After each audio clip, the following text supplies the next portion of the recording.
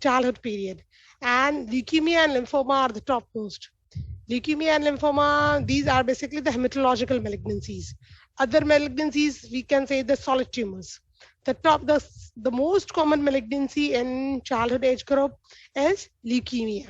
That is, and second is are the brain tumors.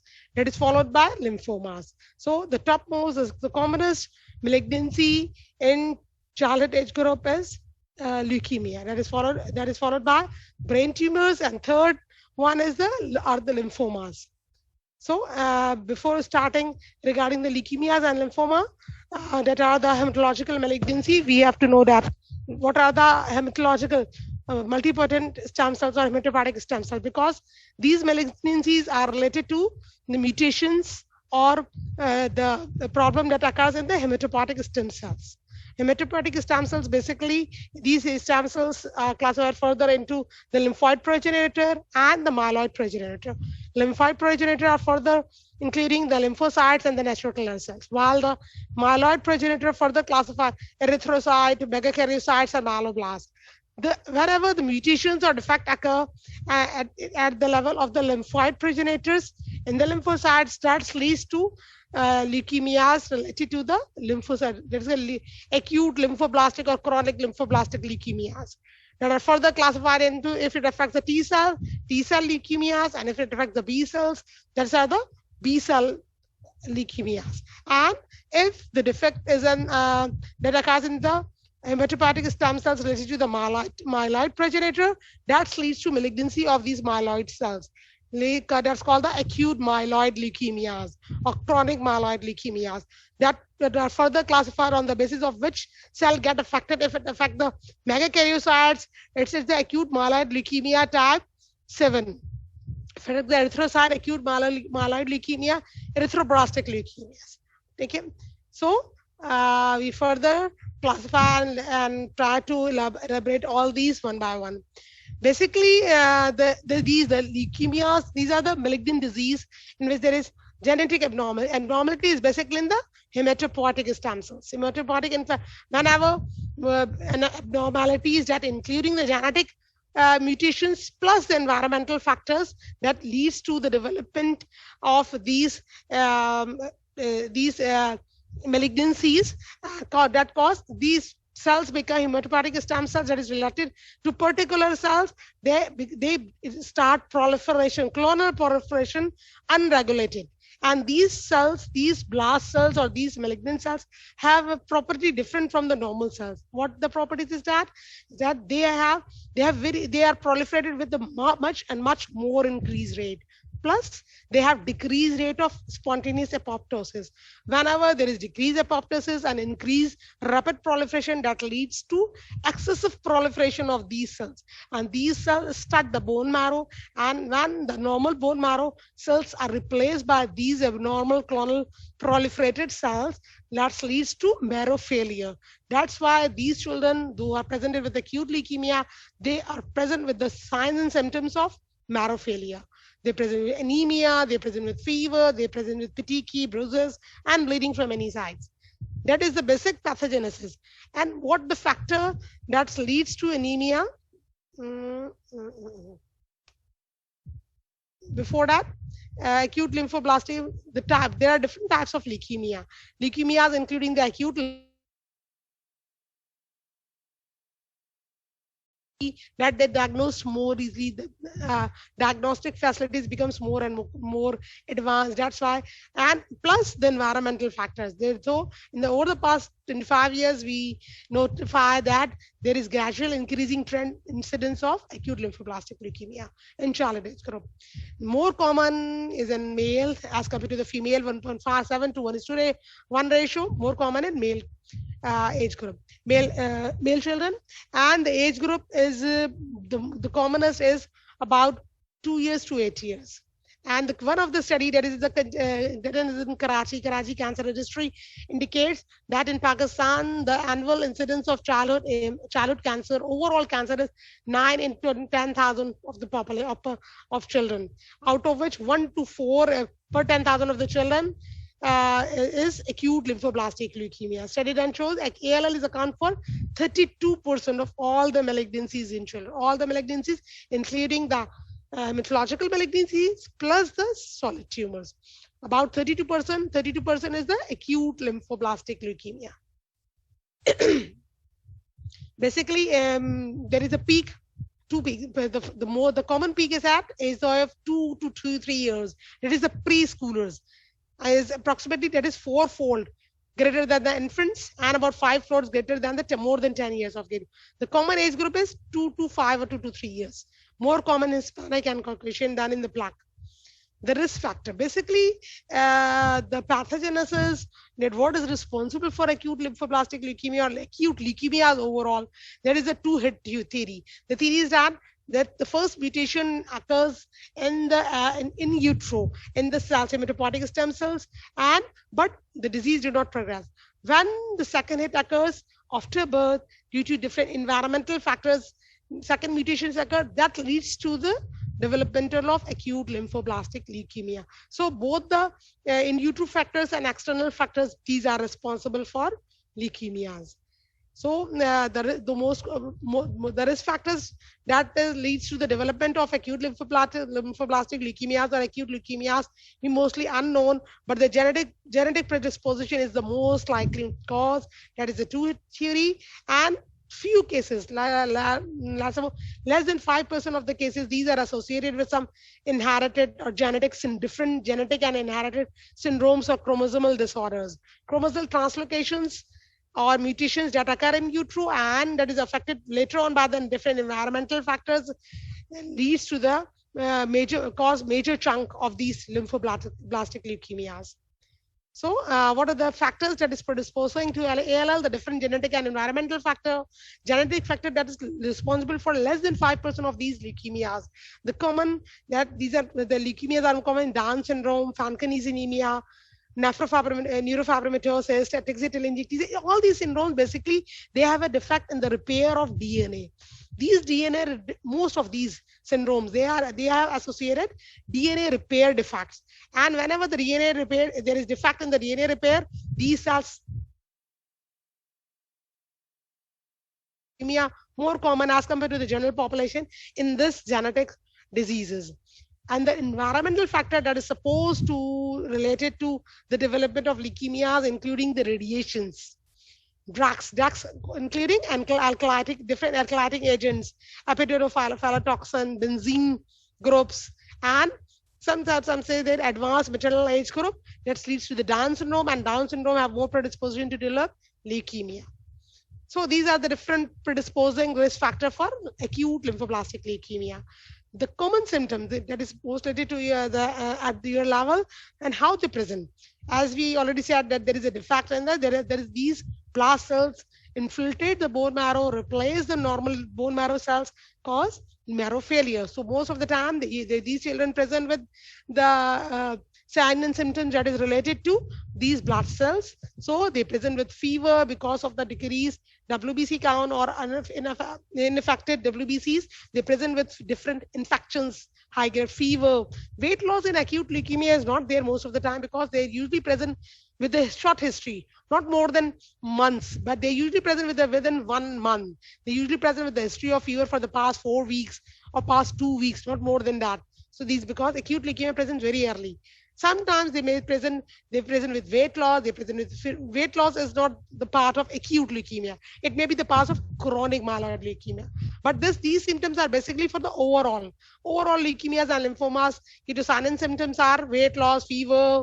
They may present with shortness of breath. If there is mediastinal mass, they may present with weakness, generalized weakness. Acute leukemias, they present with bone pain. That's why the differential diagnosis, they may be misdiagnosed as a case of rheumatic fever. Or they may be misdiagnosed as a case of juvenile rheumatoid arthritis because severe bone pain.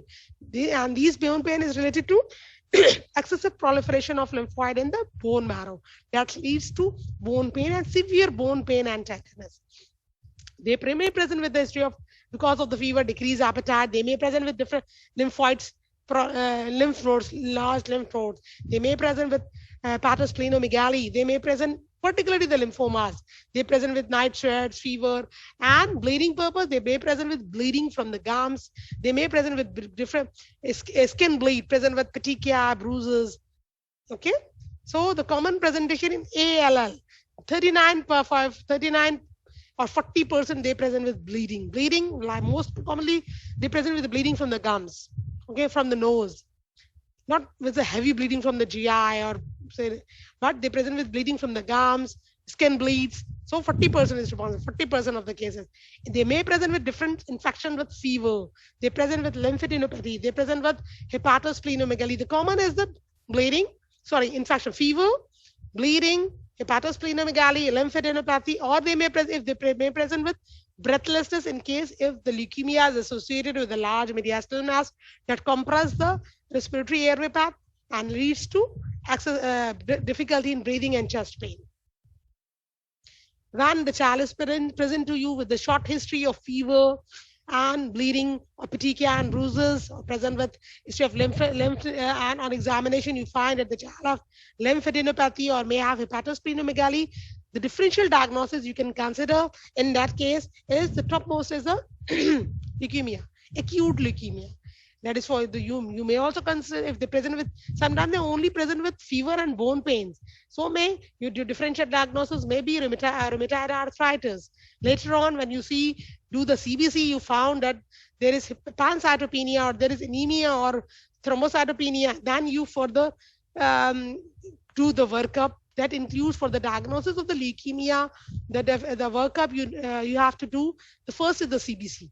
Whenever the child is present with fever, high-grade fever, bleeding, bruises and petechia, and they present with lymphadenopathy, and you find hepatosplenomegaly, these are the common signs and symptoms that these children of acute leukemia have. So further workup, the first thing you do is the CBC. In CBC, you have to check for the anemia, you have to check for the thrombocytopenia, you have to check for the WBC count. In most of the cases, WBC count may be high, maybe more than 50,000, but it usually occur in less than 15 to 20% of the cases. Sometimes they may present with leukopenia, only 2,000, 3,000 cells, or they may present with counts of 25,000, 26,000. But most of the cells are lymphocytes. Normally, we have 47% of neutrophils and 46% of lymphocytes. But in case of the leukemias, they have more than 85% or 90% of the lymphocytes. And on peripheral smear, if you assess do a good peripheral smear, that shows blasts in the peripheral. But not in all the cases, but most of the cases, blasts are present in the peripheral blood also. 20% of the patient present with pancytopenia, that is, there is decreased platelets, WBCs all. Sometimes they may present with a high WBC count, not at all times, but they may present with the count of more than 1 lakh with complications. So first do the CBC, and for the definitive diagnosis that these are the this is the leukemia, you have to go for the bone marrow. But nowadays, if there is excesses of blast cells in the peripheral, in the periphery or in the blood, you may directly go for flow cytometry. And in flow cytometry, you can diagnose the disease very early, within 24 hours. But if the flow cytometry facilities are not available, and then or the peripheral blood do not show the high count, then the flow cytometry of peripheral blood is not helping us. Then you have to go for bone marrow. For bone marrow, you have to do bone marrow aspirate. Usually we do not go for the trephine, but if the flow cytometry facility is available, then you directly aspirate the bone marrow and send it for the flow cytometry. But if the flow cytometry facility is not available, then you have to take the trephine and send it for immunohistochemistry, phenotyping, and cytogenetics.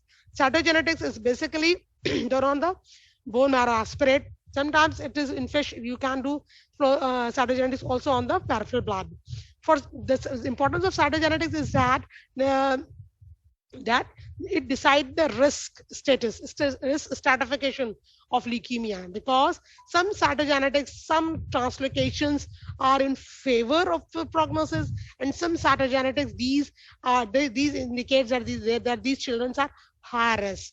So you have to, before starting treatment in leukemia, you have to do stratification.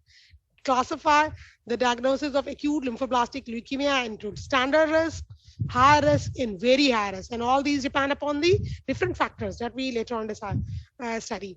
So confirmatory bone marrow biopsy, we usually take it at the level of the iliac crest from here. But in children who are less than 1 year, we can take the bone marrow aspirate and biopsy from the tibia also. So this is the bone marrow needle, and you take the find from here. And aspirate, you have just to aspirate the bone marrow and send it for flow cytometry and cytogenetics also. These are the different cytogenetics or translocations that may occur in a child with acute lymphoblastic leukemia. Some are these are the good. Some indicates that this is that are responsible for the good prognosis, and some for the bad prognosis, like haperdiploidy. Haperdiploidy, translocation 1221, these are the good prognostic factors. And compared to this, BCR-ABL, if someone has cytogenetics positive for BCR-ABL or FISH positive for BCR-ABL, and MLL gene rearrangement, that is more common in infantile leukemia, they have very bad prognosis, and we kept it in that very high risk group, and most of the time they need bone marrow transplant. Otherwise, in acute leukemia with good prognosis, with good who have haperdiploidy or have translocation, they usually they have a very good prognosis. They have outcome of about more than 95% cure rate of acute lymphoblastic leukemia. Further workup, the basic diagnostic workup is the CBC and the bone marrow trophon and aspirate and the flow cytometry. And along with this diagnostic workup, we have to do chest radiograph to evaluate for mediastinal lymphosis. Most likely the T cell. As I said, the leukemia ALL is onto B cell or T cell. The T cell leukemias, that is account for about 15 to 20% of all the acute lymphoblastic leukemia, and pre-B cells is responsible for about 70% of all the leukemias. Then mediastinal masses are more common, is associated with T lymphoblastic leukemia. So you have to do chest radiograph to evaluate for mediastinal mass, because if the child have a large, huge mediastinal mass, you have to do some precautions. Otherwise, if you keep the child in a flat position and you have to do some procedure, anesthesia, they may become severe respiratory distress. So before doing any procedure in a child with suspected leukemia, you have to do chest radiograph to evaluate for mediastinal mass.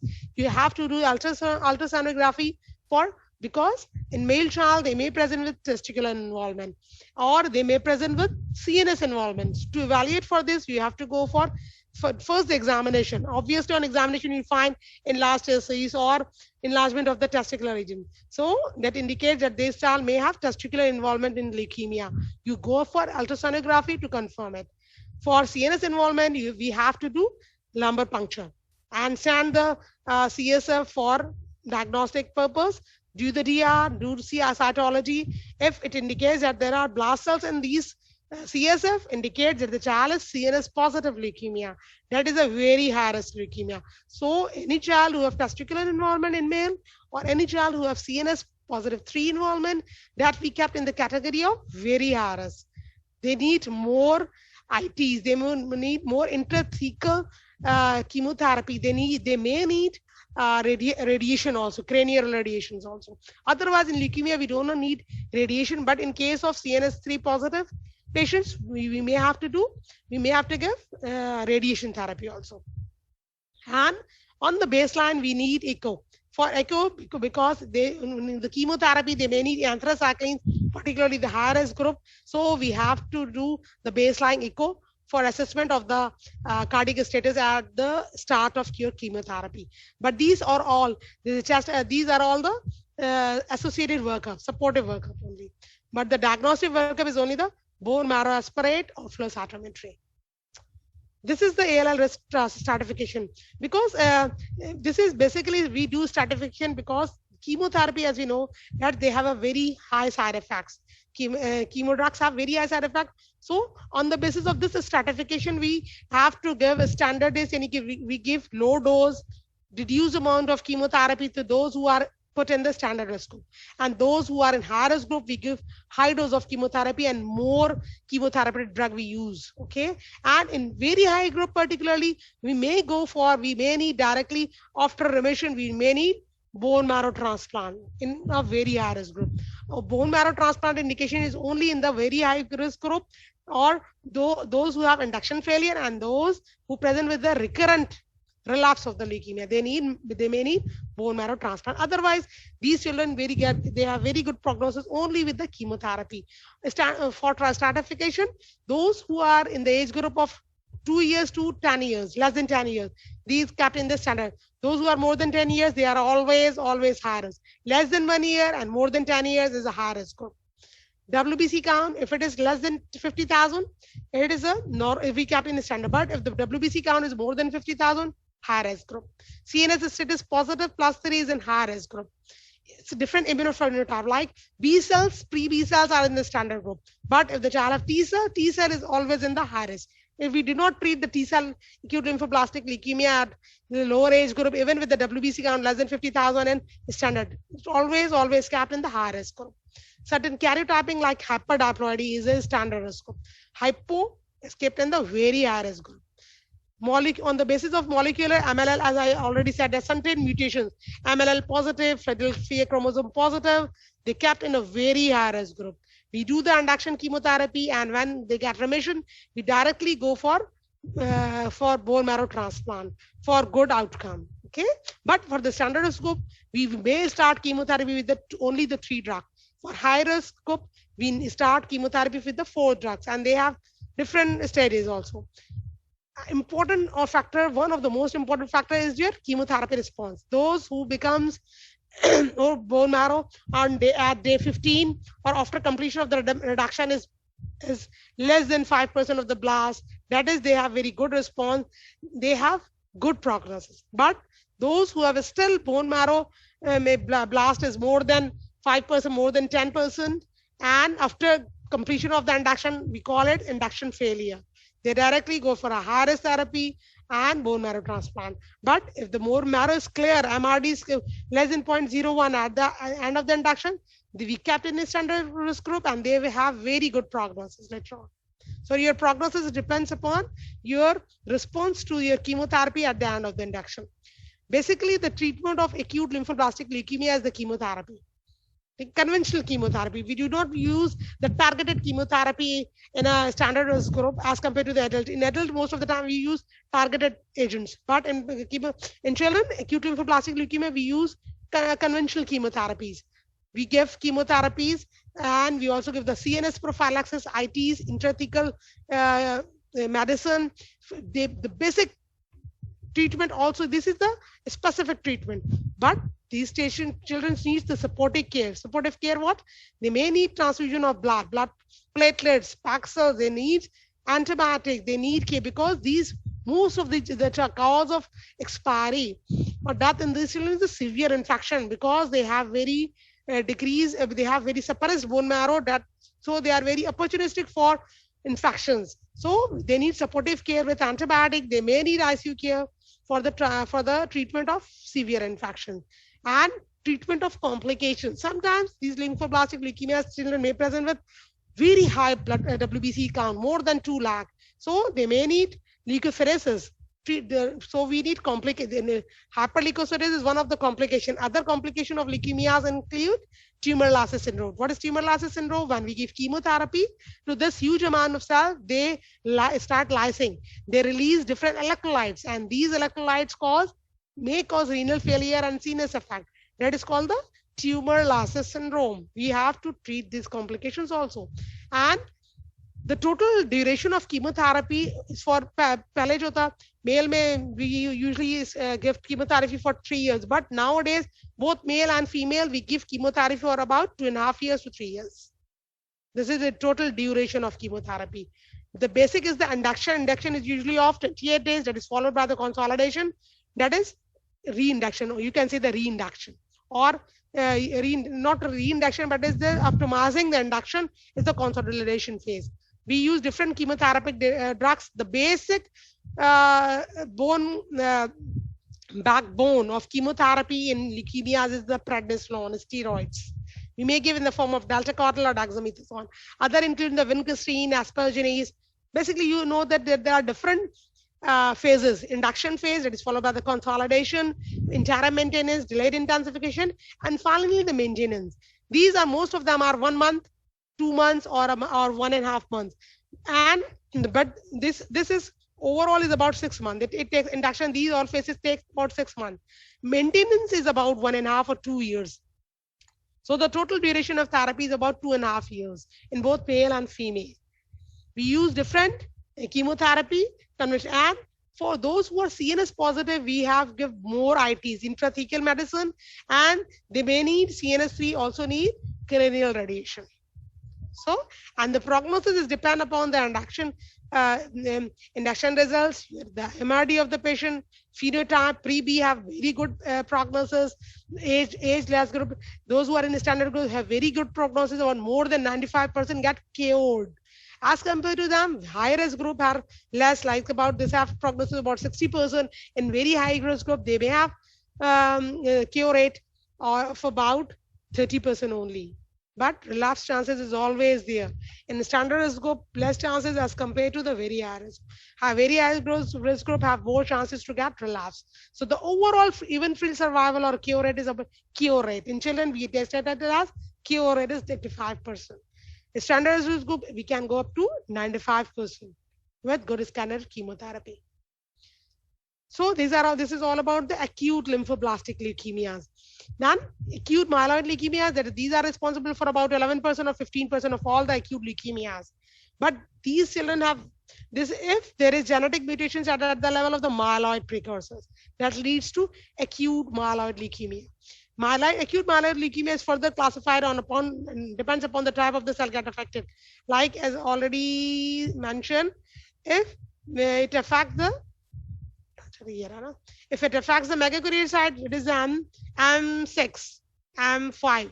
Monoblast, M1, M2. It depends upon how premature is the cell, how differentiated is the cell.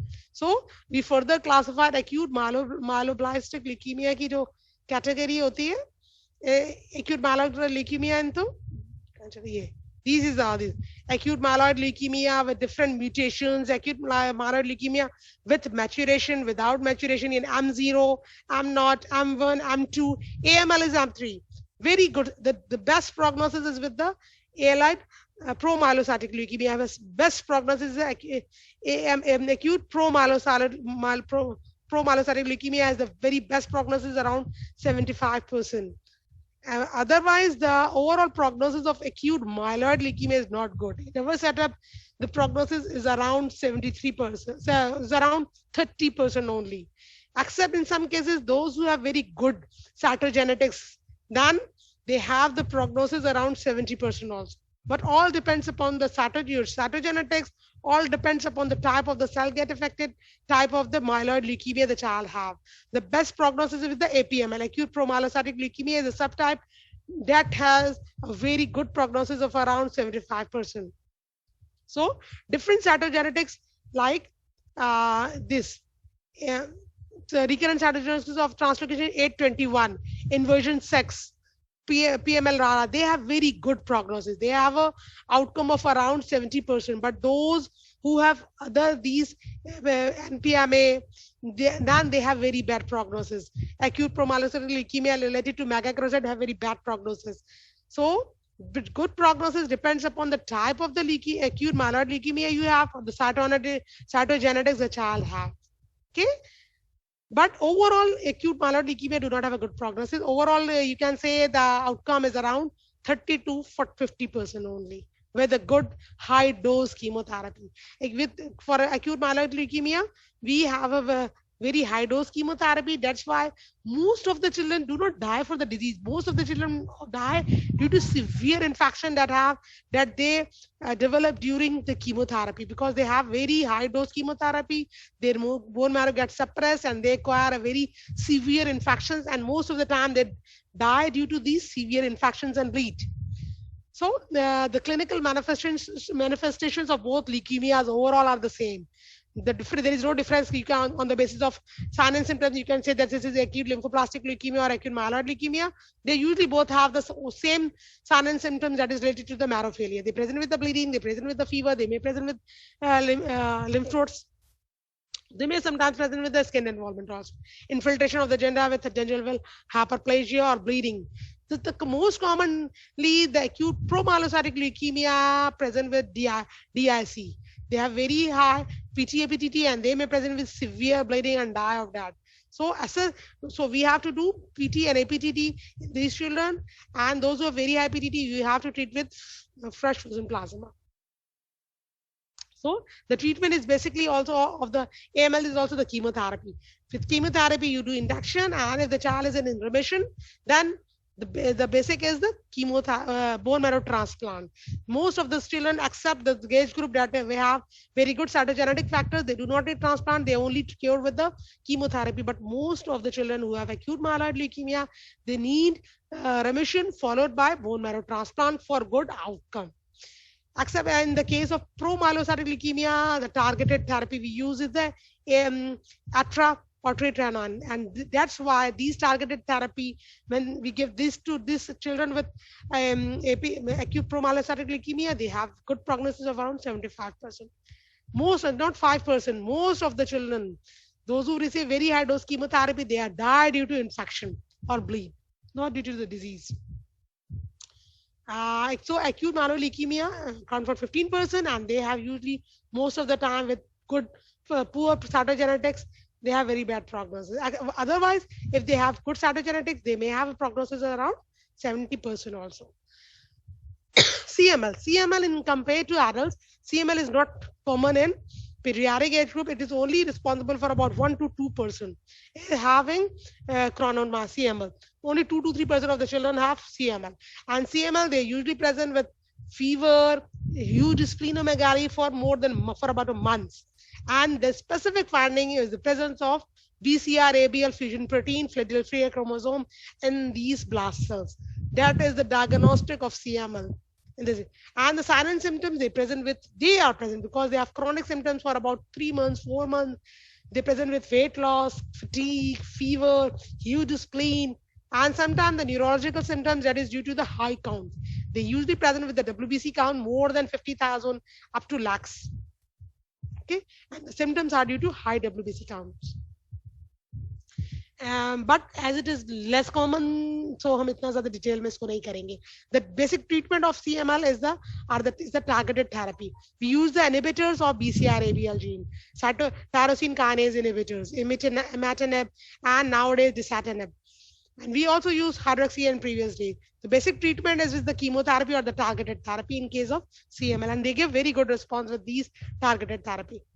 JMML, juvenile myelomonocytic leukemia is the leukemia of the monocytic cells, and this is account for less than 1%. Very, very rare, but they have very bad prognosis. There is no Philadelphia chromosome in them, and they are only treated only and only by the stem cell transplantation. With stem cell transplant, they have the prognosis, even with the transplant, they have a very bad prognosis around 30 to 50% only. Okay. Last is the leukemias is the infantile leukemia. Basically, we kept infantile leukemia separately because they have, this is a very aggressive tumor, aggressive hematological malignancy that usually occur in less than 1 year of age group. That's why if the child is present with leukemia in less than 1 year group, they are kept in a very, very high risk group. And this is account for about 2% of all the malignancies. Very bad prognosis. They have a chromosomal translocation, particularly JMML. They have a translocation of MML gene. MML gene 11q23 translocation in more than 80% of the cases. The majority is with them. And even though we have to give chemotherapy, very high dose chemotherapy. With chemotherapy, we put the child in remission, and the ultimate is the bone marrow transplant if we know we want a good prognosis. Otherwise, even with high dose chemotherapy and bone marrow transplant, they have a very bad prognosis. Intensive chemotherapy and stem cell transplant. Okay? Then this is all about the leukemias. These are all related to the Hematological malignancy, that is due to the mutation in the hematopoietic stem cell. Now the lymphomas. Lymphomas are all the hematological malignancies, and lymphoma, these are the malignancies of the lymphoid tissue. Lymphoid tissue including these are lymph nodes, spleen, liver, skin lymphoid tissues, and lymphoid tissues in our oral cavity. If they have mutations, they get affected with these cells. These are the lymphomas. Lymphoma, the three most common. This is the third. Second is the first most common tumor or malignancy in children is the leukemias. Second is the brain tumors are the second. And third one are the lymphomas.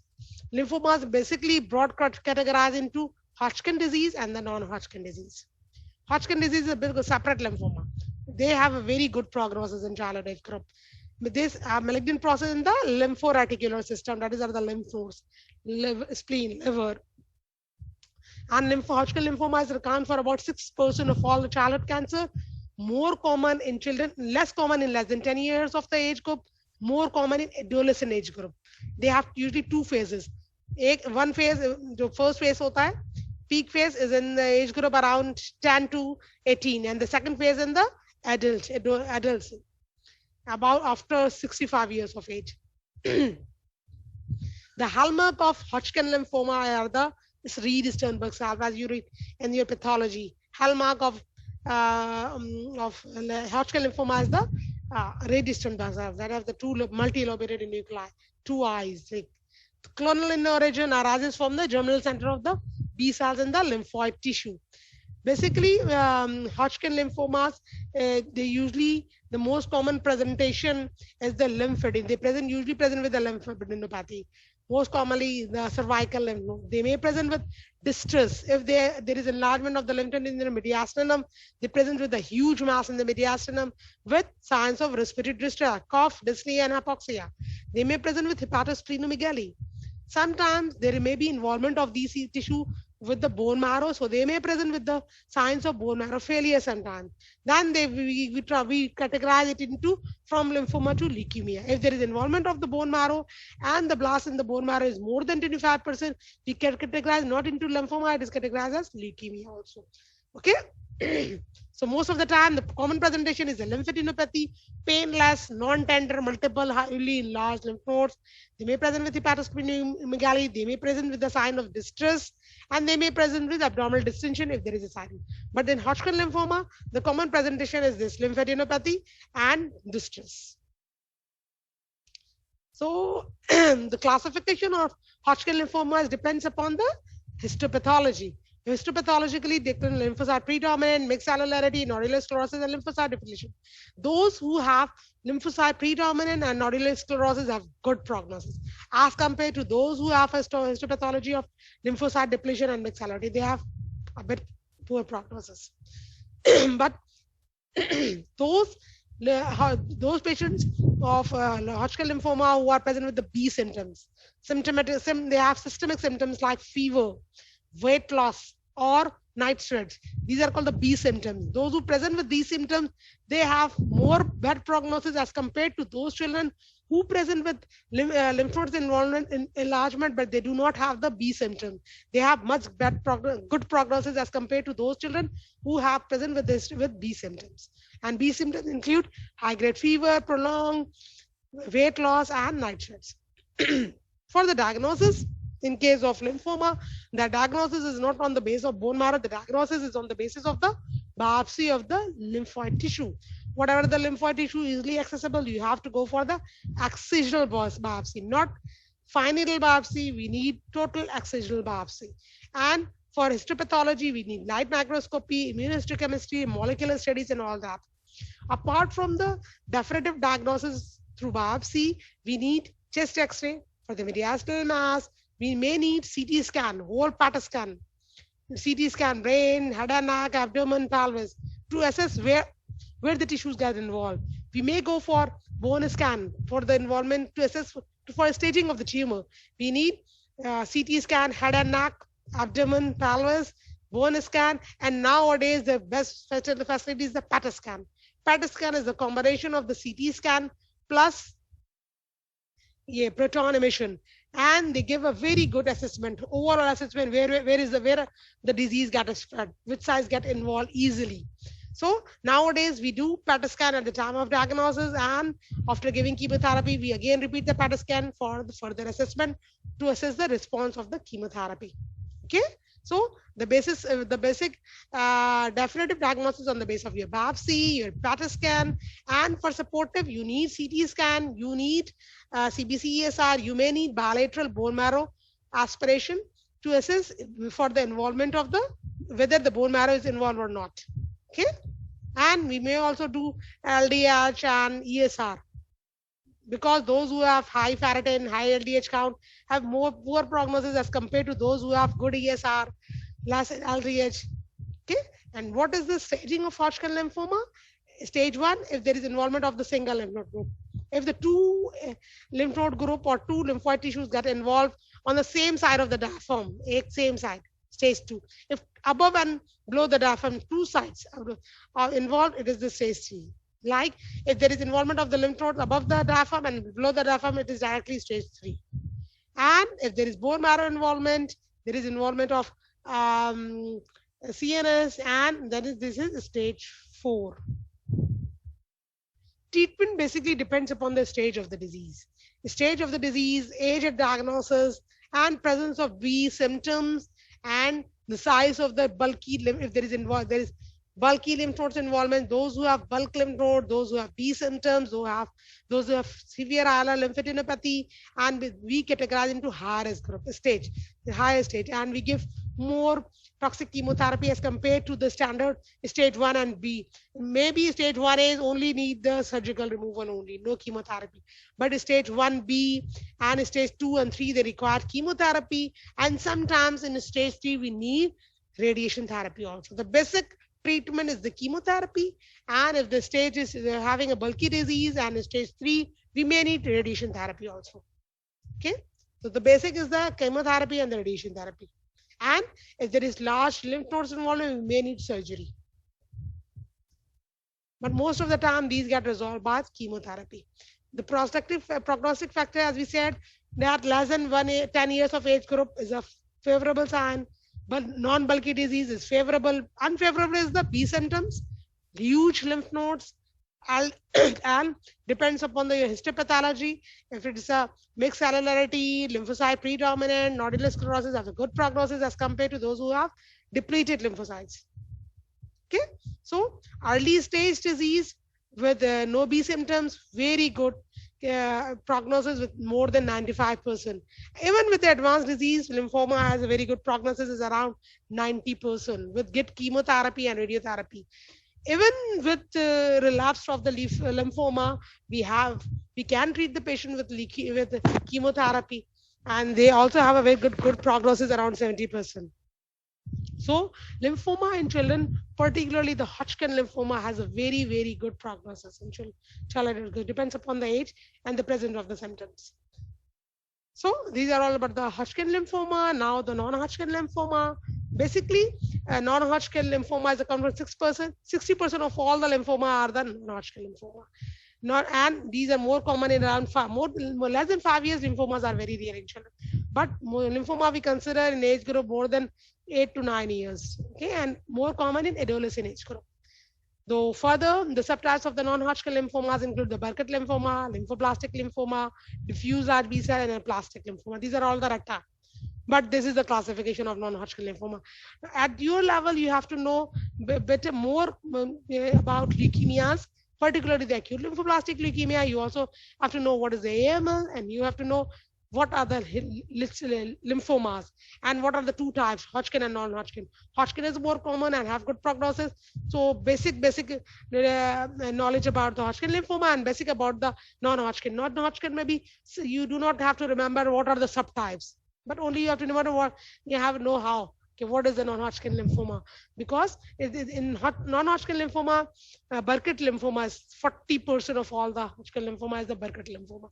And Burkitt lymphoma, if we treat early, in early stages, it's a very good prognosis as compared to the anaplastic large lymphoma. Okay, 40% Burkitt's and then lymphoblastic lymphoma. Lymphoblastic lymphoma B cells, it is treated as like a leukemia, pre-B cell leukemia. It's treated with chemotherapy. We treat same as acute lymphoblastic leukemia of pre-B cell lymphoma. 80% T cell होते हैं and 20% B. B cell is treated as like a leukemia. Large diffuse large B cell, these are the B cell origin. T cell में जो हमारे आते हैं ना anaplastic आते हैं और lymphoblastic lymphoma. Burkitt's is basically for the B cell origin. Mature B cells, L3. The previous morphology class L3 is a Burkitt's. And Burkitt's have a very good prognosis free early. Burkitt lymphoma, they usually present with the abdominal. Most of the time, they present with the abdominal mass. Mass known as ascites, abdominal tumor, or they may present sometimes with the chest mass. The most common is they present with abdominal tumor. Sometimes they may present with the involvement of the bone marrow and CNS that has a high risk, and they need more toxic chemotherapy with bad prognosis. But if there is only involvement of the abdominal tumor, they have a very good prognosis. Only with the chemotherapy, they do not need radiation or they do not need any transplant. They only with the chemotherapy they have a good prognosis. Lymphoblastic lymphoma treat if of B type, it's treated like acute lymphoblastic leukemia. Okay. Anaplastic large cell lymphoma, they usually present. They may present with the skin manifestation, skin nodules. They may present with a mass in the oral cavity. Okay. So, and for the diagnosis, they need tissue biopsy. For Hodgkin and non-Hodgkin, they both need for definitive diagnosis. They need biopsy, and biopsy. And for staging, for purpose, we need bone marrow aspiration. We need CT scan. We need PET scan. But these are all for the staging and prognosis. No, diagnosis is only on base of your biopsy.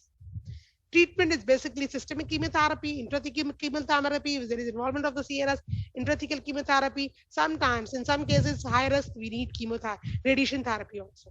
Okay. So, with localized disease, non-Hodgkin lymphoma, like in Burkitt, they have very, very good survival of 90 to 100%. But in advanced disease, even with the advanced disease, they have a survival over 60 to 95%. But in certain diseases like T cell lymphomas, and like in case of anaplastic, they are diffuse large B cells with high risk, they have a survival around 60% with only with your chemotherapy. No need of transplant.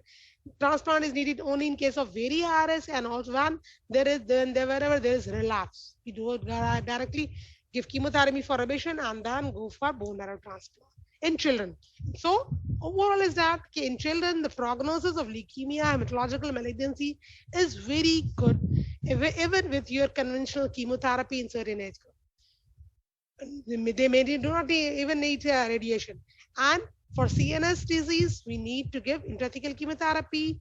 Even in case of leukemias, if they do not have CNS disease, we have to give CNS therapy by intrathecal chemotherapy to prevent the disease to spread in the CNS. Okay, so this is the overall about leukemia and lymphoma. If you have any questions, you can ask it. We have about 10 or 18 minutes. Otherwise, I give you the scenario and you may give the answer of it.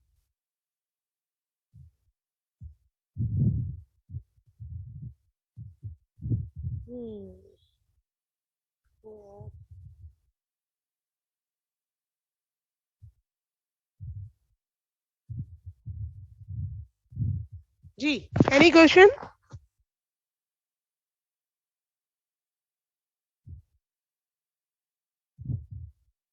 Ji. So I read the question and answer it. What is filtrophilism? Filtrophilism is BCR ABL mutation. These are the genes that are normally present. That are not normally present. Whenever these mutations are present, that is responsible for rapid proliferation of mutations in the cells. And Philadelphia chromosome is present in CML most of the time. But if it is present in acute leukemia, it has very bad prognosis. Okay. Next, yes, scenario. Scenario ज़्यादा अच्छा है ना, तो हम scenario देते हैं. Okay. क्योंकि questions तो फिर आए ना आए अभी तो के. So scenario is that a child present at 3 years, male child present in ER with severe respiratory distress. He had a history of fever for the past 2 weeks and history of difficulty in laying down for the past one week. Now he's present in ER with the signs of severe distress. What could be your prevention for your differential diagnosis in this child? Or if you have diagnosis in all these leukemia and lymphoma, what could be a differential diagnosis? Anyone want to give the answer? Which book for reference is basically Nelson.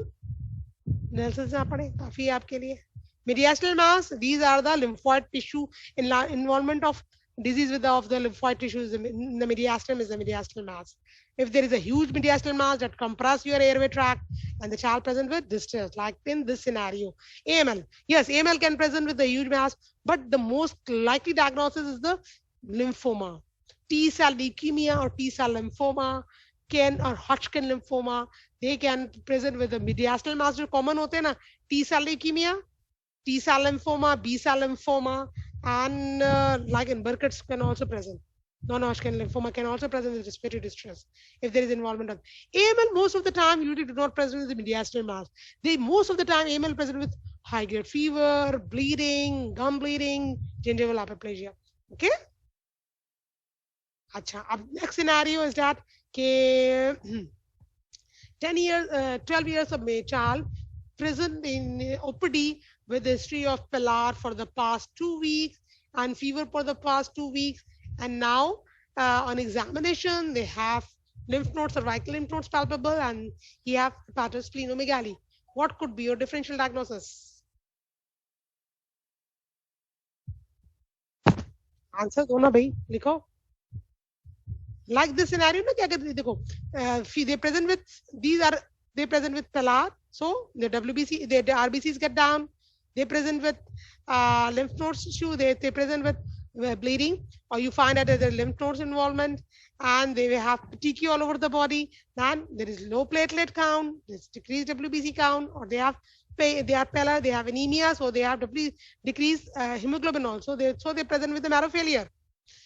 And with marrow failure, your differential diagnosis, including the aplastic anemia, that your differential diagnosis is some severe infections with DIC, your differential diagnosis may be leukemia. Leukemia could be ALL or AML. Okay? You can't say on these signs and symptoms that is AML or ALL. You can only say that is acute leukemia with marrow failure. So, okay? And lymphoma, acha.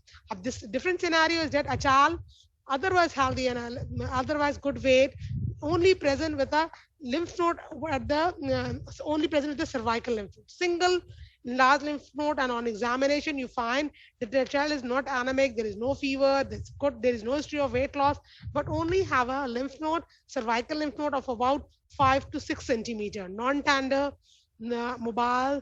Okay. And what could be a differential diagnosis at this stage? The differential diagnosis of this scenario is Hodgkin lymphoma. You can say lymphoma, not leukemia. Leukemia is usually present with the signs and symptoms of marrow failure. But lymphoma, like particularly the Hodgkin lymphoma, only present without B symptoms, only present with the lymph node enlargement. Okay? And if the child have B symptoms, they usually have multiple lymph nodes involvement, plaque having fever, weight loss, and night sweat for the past 1 month or so. Achha. This is salidinitis maybe. What is salidinitis? Infection maybe, but they usually do not present with the signs and symptoms of the marrow failure. They usually present with fever, not with the petechiae and bruises. See, they do not present with thrombocytopenia. So your differential is like that, those diagnoses that cause bone marrow separation could be your differential diagnosis. Okay? But if lymph node is there, can the child with tonsillitis may present with lymph node enlargement, but these lymph nodes are usually tender and they have a huge history of fever is there, and on examination they have enlarged pus lymph nodes, pus on the lymph nodes. So your differential diagnosis all the based on your good history, your examination, and finally on your workup. And workup depends upon your differential diagnosis on the basis of history and examination. Till what extent do we have to learn the molecular aspect? देखो बेटा आप लोगों को इस stage पे MBBS के level पे 3rd year 4th year final year पे आपको बेसिकली पता होना चाहिए कि what are the hematological malignancies, type which is most common, and what are the signs and symptoms the child present with leukemia and with lymphoma, and how you diagnosed as case, and particularly a case of leukemia, acute lymphoblastic leukemia, what is the basic management?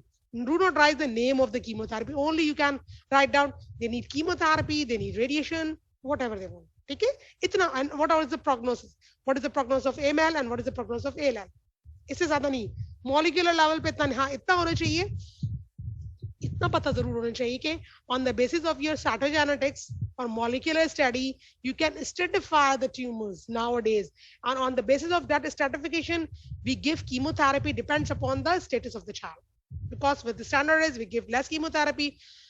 With very high risk, we give more intense chemotherapy. Even they need bone marrow transplant. तो आपके लिए इतना काफी है. इतना ज्यादा detail में जो क्लासिफिकेशन फिलहाल दिमाग है, ये तो रट्टा ही है सारा. लेकिन बेसिक क्लासिफिकेशन की बेसिक पैथोजेनेसिस क्या है, कौन सा टिश्यू इन्वॉल्व है, हेमेटोपोटिक स्टेम सेल लिम्फोमा में कौन सा टिश्यू इन्वॉल्व है, what are the basic types, what are the common sign and symptoms, so that you can assess the child and make the differential diagnosis. इतना काफी है आप लोगों के लिए. Any question you want? क्योंकि टाइम हो गया. अगर आपको फर्दर कोई और क्वेश्चन हो तो बेटा आप लोग ईमेल कर सकते हो.